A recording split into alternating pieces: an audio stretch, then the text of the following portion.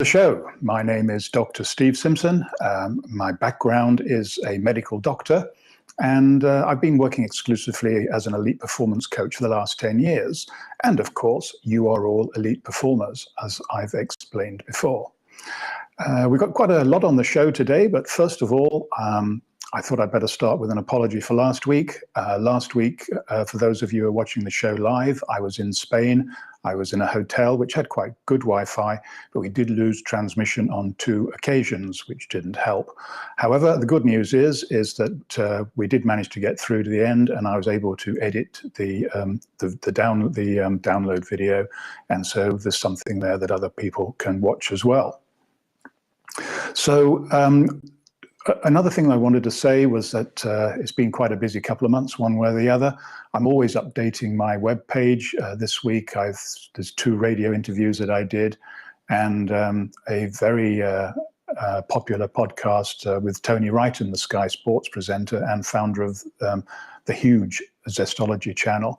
And this was the 4th show we'd done together, I think, and it always gets very high ratings on iTunes. So people like it for some reason.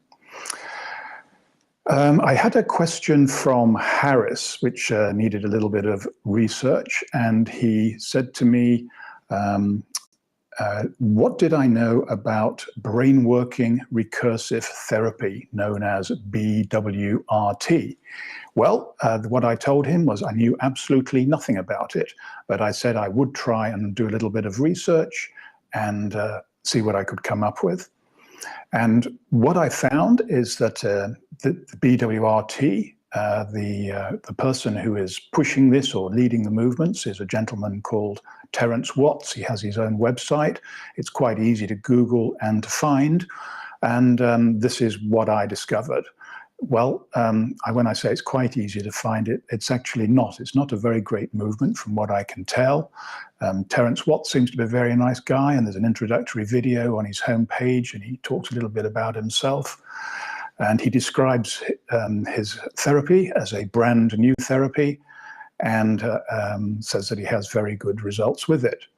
Well, he probably does. I'll just give you a couple of my personal prejudices here. First of all, he says that it's a new therapy, and he specifically mentions therapy like CBT and NLP and EMDR or whatever you call it. But I would take issue with him there. I never claim any of the methods that I use are new, because they're not. Some of our methods go back thousands of years, and I think we should be upfront and say that. In his video, he talks about the power of the unconscious mind. Well, that's no stranger to followers of my webinars and channels and stuff.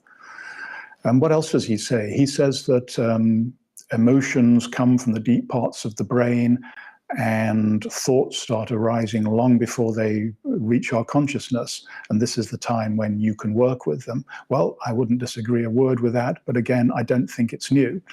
But what I think doesn't really matter. As I say, I'm sure he's very good at his job. I'm sure he's a great therapist. And I think in our line of business, it behoves us to be very open-minded to all the different techniques that are out there. If there was one silver bullet, we'd all be using it. I've just got one comment I need to have a quick look at now. Okay, everything's okay. I had to check the comment because last time we lost sound, and I'm glad that I did, because I was able to do something about it. The headline topic today was finding ways to overcome barriers, because people come to see me. There's a couple of common reasons. First of all, they want help to identify exactly what their goal is or what they want to accomplish in life. And then second, which often goes with it, is how to overcome the barriers that get in the way. Well, they're both really important, and I'm sure that I've talked in other shows about the importance of identifying your goal. And it really does have to come from deep inside. You all know my views on the conscious mind, the unconscious mind. The conscious mind is the small bit of our brain, which is the only bit of our brain that we're aware of. So we think, as you would expect, that this is the most important part of the brain, but it's not. Nothing actually could be further from the truth. The unconscious or the subconscious mind is far more powerful. It's working all the time in the background, and we're never aware of the miracles that it is performing to keep all of our systems functioning. And it's a bit like gravity. As I said in a talk earlier this week, we don't have to think about gravity. If we stopped thinking about gravity, it wouldn't mean we'd go shooting into space. But if it wasn't there, that's exactly what would happen. But it's something in an uncertain world that we can depend upon, just as we can depend upon our unconscious mind. So it was Laura who posted a question in advance, which I've given some thought to, and I will, I hope that over the next few minutes, we will be able to answer her question for her, or at least give her a little nudge on her journey. But I won't answer that quite yet, because first of all, I wanted to go through what these 9 barriers are. They're pretty universal. These are just 9 buckets that you can actually, drop most of the things into. So again, I didn't invent them, but they're a very convenient way to think about these things. And as you listen to me very briefly describing each one, just make a mental note of all of them. I don't think you actually need to write them down. But when you are in a deep reflective state and trying to think about the project or your business or whatever it is that you want to accomplish in life, if you can put a little tick in all of those 9 boxes, then your project is pretty much surefire, certain to be successful. And if there are a few boxes where there aren't ticks, it can still be successful, but you're obviously going to have to do some thinking and to fill those gaps. And when I mean thinking, I mean unconscious thinking, because with all of the athletes and peak performers that I work with, peak performance definitely comes from the unconscious mind. And I don't think too many people would disagree with that. It's when sportsmen in particular and women in particular start overthinking that things go wrong. We're best at doing things that we do naturally, stuff that we've been doing for years and we don't even think about. Stuff like keeping our heart beating. It would be very worrying if we had to focus on that all the time, wouldn't it? So what is the first barrier? Well, it's a lack of information about whatever it is you're trying to do. Yeah, well, that would be. And but fortunately, it's never been easier to find information than it is in today's age. And if, again, we use a little bit of creativity, we can dig out just about whatever we need to. Wikipedia is really helpful, so is Google. And a lot of the stuff that we need to find out is now put in forms that are very understandable and very easy to use. Now, if that doesn't work, well, of course, you don't need to know everything yourself. Life would be a lot easier if you did, but you don't need to, because there's always people who are experts in a particular field, and sometimes it's a lot cheaper, well, a lot quicker and a lot less expensive, shall we say, in the long run, to go to the experts and let them do that kind of stuff for you. But so much of the other stuff you can learn. You can learn how to make audio recordings. You can learn how to put videos on YouTube. You can, well, you probably don't need to learn very much about how to do a blog. That probably comes fairly naturally. And just going back to this BWRT, the recursive therapy thing, the other thing that I noticed was the gentleman who was making the introduction. It looked very much as if he was using autocue. Now, there's nothing wrong with that at all, and lots of people do that, and lots of people read scripts. But I would say that when you're talking about what's the most important thing in your life, what is your passion, you shouldn't need to have any notes with you, and that's, just my view to everybody. I'm not talking anymore about Mr. Watts in particular, but things are so much more authentic and so more meaningful if you work without a script. And it takes some courage to do that. And I've got a friend who's a TV presenter, and we've had many discussions about that. And actually, I'm hoping that he's going to join me on one of these shows one day. He's certainly keen to, but we're just getting a bit more practice with the technology first. So there we are. That's information. Usually that is not a showstopper. The next one is skill. Well, yeah, if your desire is to be a lion tamer and you've never had any training, I wouldn't recommend you jump straight into the deep end, so to speak. Same as if you want to be a brain surgeon. There are some things that require a technical skill, and there is really usually no shortcut to that one. But many things, well, of course, one of the things about our goal is following our passion, which is so closely related to it. The chances are that you already have an awful lot of skill and experience in this area already. And if you don't, if it's a completely new venture, then that will require a little thought. There's nothing wrong with new ventures. In fact, they're usually not new. They may appear new, but when you think about it, you would be doing the same kind of stuff that you've been doing over the years. So you've already got way more than a head start.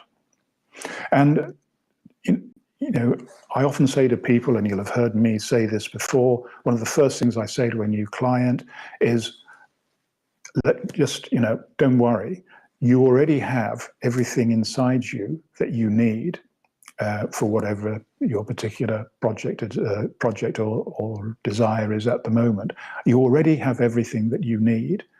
And that takes a little while to explain, and later on during the session I'm having with somebody, we will have covered some of that stuff, but giving you a quick short circuit here, it's once again the power of the unconscious mind. It's that mind which probably never forgets anything. It's that mind that can piece all kinds of apparently unrelated bits of information. And it's that piece of the mind that when we allow it to, when we can quieten down our busy conscious mind, and there are ways to do that, that is when the unconscious can speak. And that's when we get new thoughts, original thoughts, epiphany moments, light bulb moments. We all know what they are, and they can just be so incredible. They are the shortcuts. And the other thing that, of course, is a characteristic of your unconscious mind is that it is meant to learn stuff. I mean, a million years of evolution or creativity or whatever, we are meant to learn, and we do, especially kids. We learn massive amounts of stuff, and most of it is unconscious. So some people refer to that as effortless effort. Effortless effort. It's not supposed to be hard. When stuff is hard, it might just be that we're doing the wrong thing. Less is more. There's a counterintuitive statement, but it really does summarize a lot of what I believe in and a lot of the work that I do with people. What's the next one? Belief. I know we've talked about this on a previous program, but we all have beliefs, self-belief, and they can be very negative or they can be very positive. And there's certainly nothing wrong with positive self-belief. The problem with it is that we have to remember that it is only a belief. It's not a truth. There aren't many truths in life, but something that we have in our head is basically some kind of visualization or reconstruction, and it will be based very much on emotion and usually less so on fact. And as long as you know that, it's fine. But if you believe that if I do this, then this is going to happen, we're going to get disappointed many times because it just doesn't work like this. Yes, we can maybe do this bit, the planning, the preparation, putting the hard work in, but that does not necessarily lead to the end result because something else gets in the middle. And what gets in the middle is all the stuff that we don't know about, all the stuff that's going to happen, good and bad, that is going to push us slightly off course, and sometimes it's going to be a headwind that we're going to fight against, and very often it's going to be a tailwind, and things are going to work out so much easier than we expected, and sometimes in a completely different way. So, thinking about belief in that way can certainly help. The next one is energy. People say, I'm exhausted by this. I don't know how much longer I can go on. Well, that can be a warning. It can be a warning that maybe this wasn't the right project for you in the first place. Even if the project is right, it could be a little message from the unconscious that there are ways to make it a lot easier and less stressful and tiring for yourself. Energy comes from the combination of mind, body, and soul. Having one of those in the right place, unfortunately, is not enough. They all have to be. Some people call it spirituality. There's an element of physical fitness there as well. It's a mixture of all of those things, mind, body, and soul. Get all those three working well, get all of those three working in harmony. And that's certainly when you start to appreciate that effortless effort is much closer to you than you thought. Other people. Yeah, well, we are social animals and we depend on help from others. I think we talked about that in our last show about influence. So other people are going to be important to us. We may employ other people. We may network with other people. We may have bosses that we have to keep happy. We may feel that all of these people are against us or not being as helpful as they could be. Well, again, it's a bit like the belief thing. Thinking that people are not being very helpful is just another belief. It's just another construct. And if we can change the way we think about other people, often, surprise, surprise, we get on much better with them and we suddenly find that they are more helpful. The next one is motivation. Motivation normally looks after itself. It's very closely related to the energy thing. Motivation is, it's a bit, I made the analogy of a car going downhill. A car doesn't need to be motivated to go downhill, but if a car is climbing a very steep hill, then the engine starts groaning and protesting and things sometimes go wrong. And that's what it is with motivation. If it's really hard to do stuff, the first thing that I would advise you to check is, are you doing the right things, or is there another way to do this?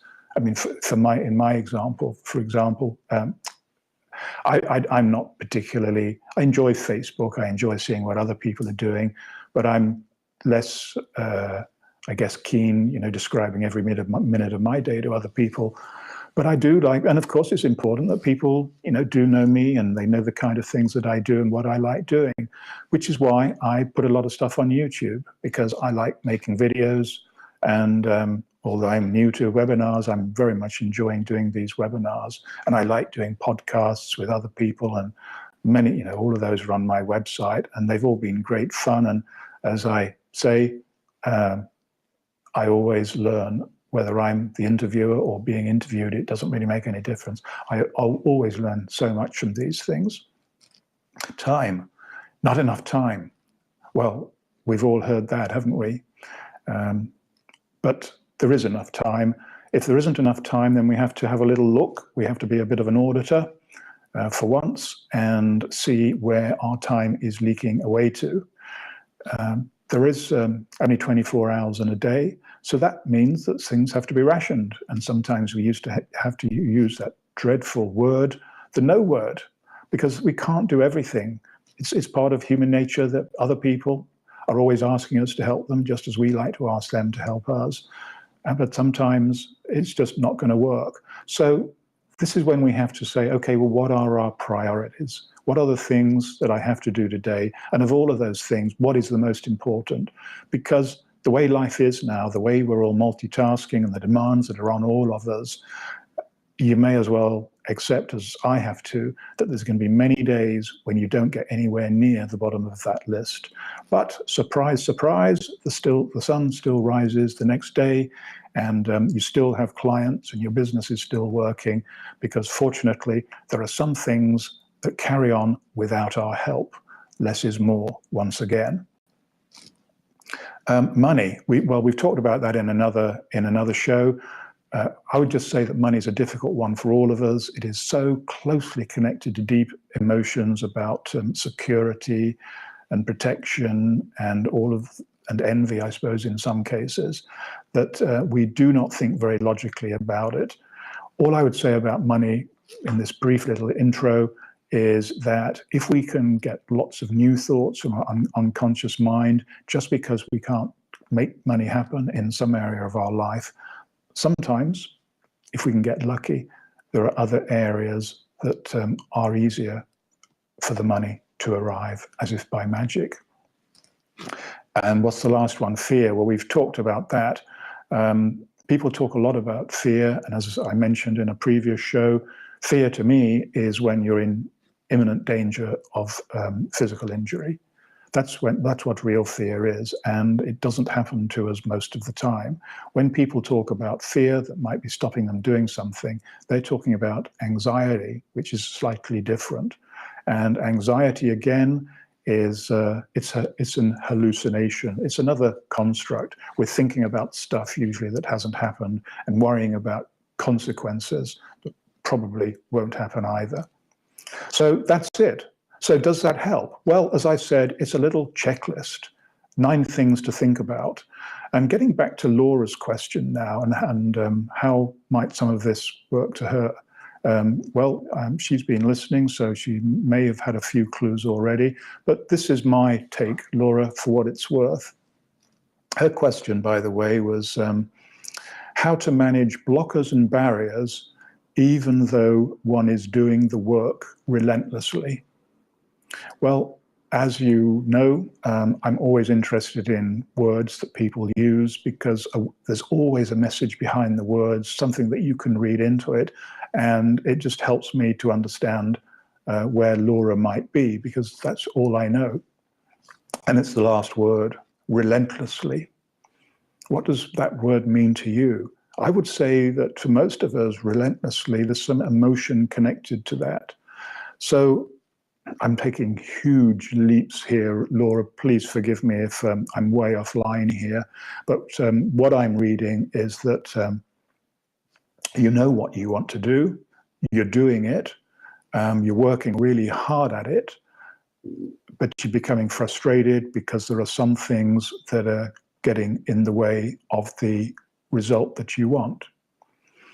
Now, I'll come back to that in a moment again, because there's one other thing that I wanted to say in this show, and it is related to this question.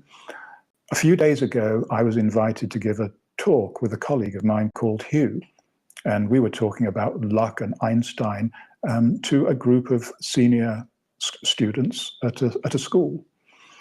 And we had the opportunity to talk to the people, the students, before the show and afterwards, and also their teachers. And the school was fantastic, the teachers were fantastic, the students were fantastic, some of the parents were there. I mean, the whole environment was, it was created for learning and creativity. And it was definitely the kind of school that I wish I'd gone to. But anyway, a common concern there, well, relatively common, was that some of the students said they felt under a lot of pressure, and which was causing them anxiety and loss of confidence. And I didn't have a lot of time to talk to them, but I said, well, where is this pressure coming from? And they said without thinking, it's coming from inside ourselves. Because I thought they might say, maybe the teachers, were pushing them, because that's what teachers are supposed to do in the right sort of way. Maybe their parents were for the same kind of reasons. But no, it wasn't that. This was coming from themselves. And I think they were a little bit like Laura, because they were, striving relentlessly to get whatever they wanted. And I think they were trying to get the right grades to get into the right universities. And I didn't have very much time in my talk, but the point I tried to get across is, and I do this with sports people as well, don't look at the scoreboard. But particularly with golfers who I work on some of the golf tours, don't look at the scoreboard.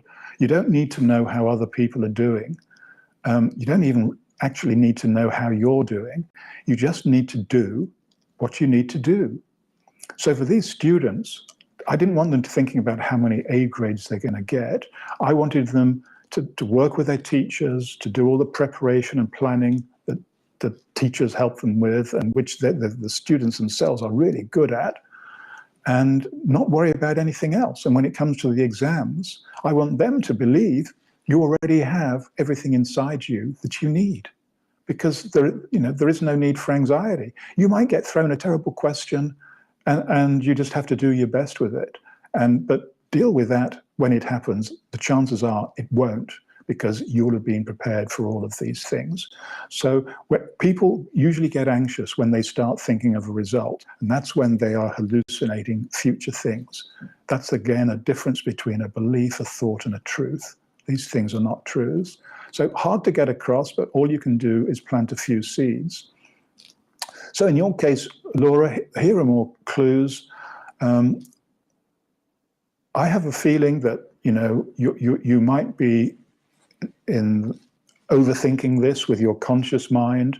So how do you calm down the conscious mind? Well, we'll talk about this again in the future for sure, and we've talked about it a little bit in the past, and definitely I've got some videos on YouTube about this. But big clues to help here are time spent in mindfulness, time spent in meditation, time spent doing a flow experience, something where you lose all track of time. Because when you're in a flow experience, even if it's something fairly menial, it gives the unconscious mind the room to speak and to be heard by the conscious mind. That's where these mind pops and stuff come from. Because, as I mentioned earlier, what is a barrier or a blockage might not be. Actually, there could just be a little path that goes all the way around, or perhaps even in a straight line, and you don't even need to think of that thing that you thought was getting in your way. So I hope that helps, Laura. I hope there's something in there for all of you. I do welcome your feedback. As always, I welcome your ideas on future shows. We're beginning to get some structure now to the kind of stuff that we're doing. I know some of you are already using some of this stuff in your lives and getting good results from it. So it's a journey. We don't think in terms of the destination.